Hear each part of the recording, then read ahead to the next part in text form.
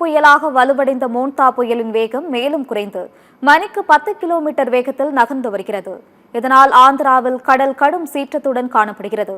வங்கக்கடலில் நிலை கொண்டுள்ள மோன்தா புயல் இன்று காலை தீவிர புயலாக வலுவடைந்தது. தற்போது மணிக்கு 10 கிலோமீட்டர் வேகத்தில் நகர்ந்து வரும் மோன்தா புயல் மசூலிப்பட்டினத்தில் இருந்து 110 கிலோமீட்டர் தொலைவில் மையம் கொண்டுள்ளது. காக்கிநாடாவில் இருந்து 190 கிலோமீட்டர் தொலைவிலும் மோன்தா புயல் நிலை கொண்டுள்ளதாக தெரிவிக்கப்பட்டுள்ளது. புயல் கரையை கடக்கும் போது மணிக்கு 110 கிலோமீட்டர் வேகத்தில் சூறைக்காற்று வீசும் என்று வானிலை மையம் எச்சரித்துள்ளது. மோன்தா புயல் காரணமாக திருவள்ளூர் மாவட்டத்திற்கு இன்று மிக கனமழை எச்சரிக்கை விடுக்கப்பட்டுள்ளது. புயல் கரையை கடக்கும் வரை சென்னையில் மழை தொடரும் எனவும் தெரிவிக்கப்பட்டுள்ளது. ஆந்திராவில் 16 மாவட்டங்களுக்கும் ஒடிசாவில் 8 மாவட்டங்களுக்கும் ரெட் அலர்ட் எச்சரிக்கை விடுக்கப்பட்டுள்ளது. மோன்தா புயல் கரையை நெருங்குவதால் காக்கிநாடாவில் கடல் அரிப்பு ஏற்பட்டு வீடுகள் சேதமடைந்துள்ளன.